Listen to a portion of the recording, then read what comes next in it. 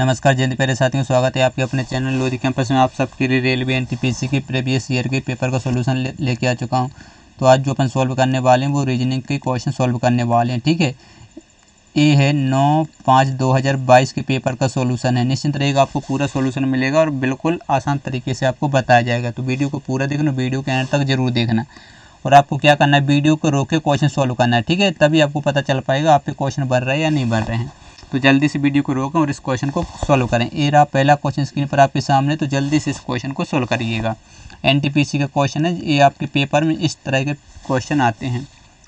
तो देखिए जल्दी से इस क्वेश्चन को एक बार आप सॉल्व करिए। ठीक है, क्या बोला जा रहा है, 6 व्यक्ति हैं CDE XYZ, सब अलग अलग आयु के हैं, केवल एक व्यक्ति Y से छोटा है। ठीक है, तो कितने व्यक्ति हैं, 6 व्यक्ति हैं।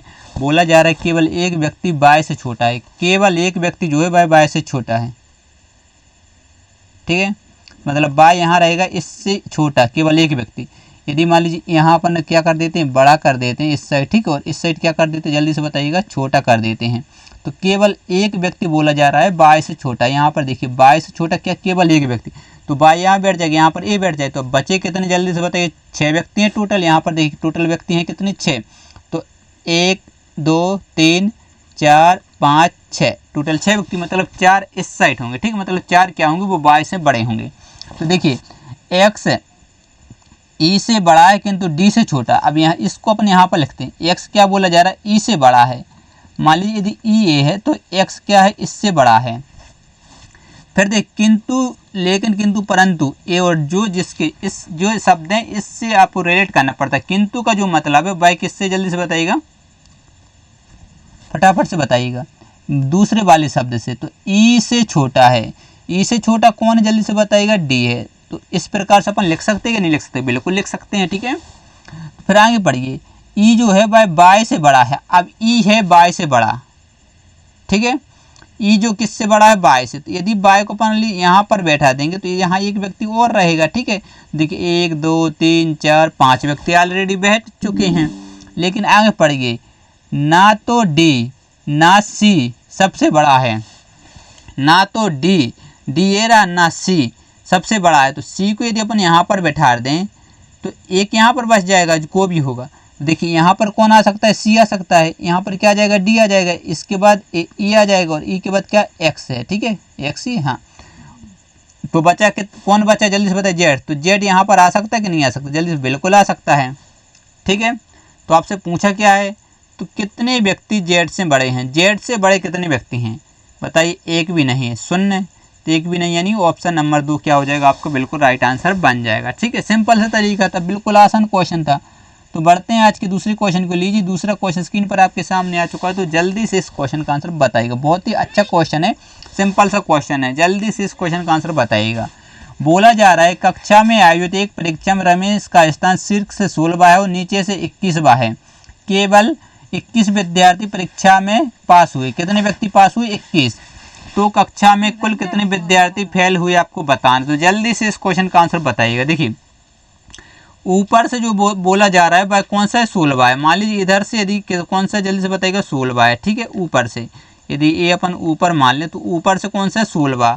और नीचे से यदि बोला जा रहा है, ठीक है, नीचे से कौन सा है, नीचे से 21वां है, 21वां है। और एक ही व्यक्ति की बात हो रही कि नहीं हो रही, किसकी, रमेश की। ठीक है, ये रहा। तो इसको टोटल निकालना है। तो टोटल यदि आपको निकालना है तो सिंपल से क्या रहता है, बताइए, लेफ्ट प्लस राइट माइनस 1। ये ट्रिक रहती कि नहीं रहती है, क्योंकि इतना तो आपको पता ही होगा, बिल्कुल बेसिक से बताने की जरूरत नहीं है।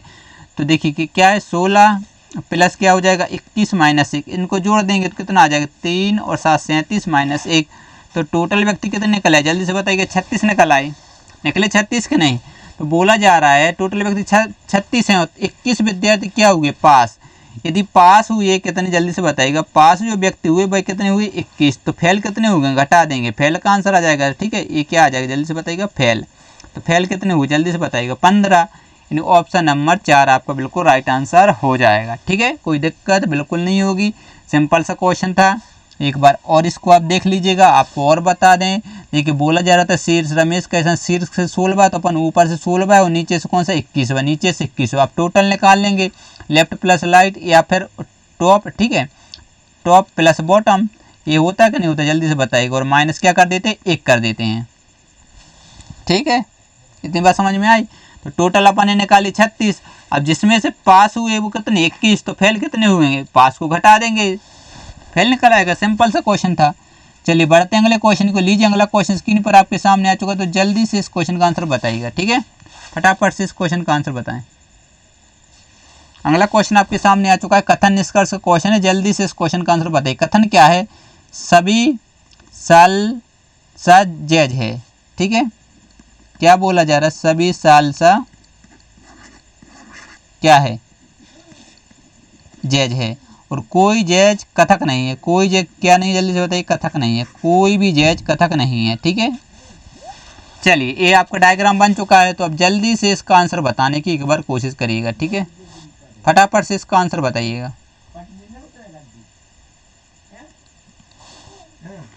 ठीक है, निष्कर्ष पढ़िए एक बार। निष्कर्ष क्या बोला जा रहा है, कुछ जैज साल्सा है। कुछ जैज, ये आपको पता है, यदि बाहर से अंदर की ओर जा रहा है तो कुछ जैज साल्सा हो सकते हैं कि नहीं, बिल्कुल होंगे। तो ये वाला क्या हो जाएगा, सही हो जाएगा। दूसरा है कोई साल्सा कथक नहीं। साल्सा जब कुछ जैज कथक नहीं, साल्सा कथक कैसे हो जाएंगे, तो ये भी क्या हो जाएगा आपका 100% सही हो जाएगा। तो निष्कर्ष दोनों सही हैं। ठीक है, दोनों निष्कर्ष क्या है, जल्दी से बताइएगा, सही है। ये आपको उसमें दिए रहेंगे, वो आपको टिक करना पड़ता है। ठीक है, बढ़ते हैं अगले क्वेश्चन को। लीजिए अगला क्वेश्चन स्क्रीन पर आपके सामने आ चुका है, एक क्वेश्चन और। तो जल्दी से इस क्वेश्चन का आंसर बताने की एक बार कोशिश करिएगा।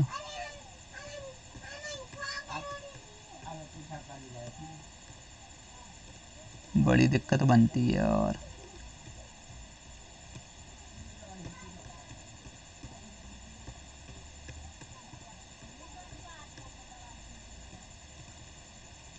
चलिएगा, इस क्वेश्चन का आंसर एक बार देने की कोशिश करिएगा। ठीक है, आपके सामने आ चुका है। तो जल्दी से क्वेश्चन का आंसर बताइएगा। बहुत इजी क्वेश्चन है, तो जल्दी से इस क्वेश्चन का आंसर बताइए। क्या बोला जा रहा, समिता की वर्षगांठ 15 मार्च 2022 रविवार के दिन थी। ठीक है, कब थी, 15 मार्च 2022, 22 है या 20 है। ठीक है, और दिन कौन सा, जल्दी से बताइएगा, रविवार। यही बोला गया है। फिर बोला जा रहा है तो उसके पति की वर्षगांठ 31 मार्च 2020 को है। कब है, 31 मार्च, मार्च है या मई, मई है। ठीक है, 31 मई 2020 को है। चलिएगा, जल्दी से इस क्वेश्चन का आंसर बताइएगा। सिंपल सा क्वेश्चन है। ठीक है, फटाफट से आंसर बताइए। तो देखिए 15 मार्च, अब मार्च में दिन कितने होते हैं आपको पता होगा, 31 होते हैं। तो ये 15 अपन घटा देंगे। ठीक है, 15 घटाएंगे तो 16 मार्च हो जाएगा। मार्च के बाद क्या आता है, अप्रैल। अप्रैल के रहते 30 दिन, यानी 7 का भाग देंगे तो कितना बचेगा, 2 बचेगा। अप्रैल हो गया। अप्रैल के बाद आ जाता मई। मई कौन सी तारीख तक जाना, 31। 31 यानी 3 बचेगा। ठीक है, क्योंकि 31 में जैसे अपन 7 का भाग देंगे तो कितना बचेगा, 3। तो ये 16 बचा, यहाँ पर कितना बचा, 2 बचा, और यहाँ पर बचा 3। इन सबको जोड़ेंगे तो इसमें भी 7 का भाग देंगे, 7 दूनी 14, 2 बचा, तो 4 और 3 क्या हो जाएगा, 7। 7 में 7 का भाग देंगे तो क्या आएगा, बताइए, 0। 0 यानी वही दिन। तो जो रविवार था वही क्या हो जाएगा आपका राइट आंसर, यानी रविवार ऑप्शन नंबर 1 आपका क्या हो जाएगा, बिल्कुल करेक्ट आंसर बन जाएगा। सिंपल सा क्वेश्चन था। ठीक है, तो ये आपके सामने क्वेश्चन आ चुके हैं दोस्तों। इस प्रकार के क्वेश्चन ऐसे 2022 में एनटीपीसी में पूछे गए थे। तो जल्दी से एक बार चैनल को क्या करिएगा, सब्सक्राइब करिएगा और अपने दोस्तों के साथ शेयर भी करिएगा। और यदि वीडियो पसंद आए तो वीडियो को लाइक कर दिए करो और जल्दी से अपने दोस्तों के साथ शेयर कर दिया करो। मिलते हैं नेक्स्ट वीडियो में, तब तक के लिए बाय बाय, जय हिंद।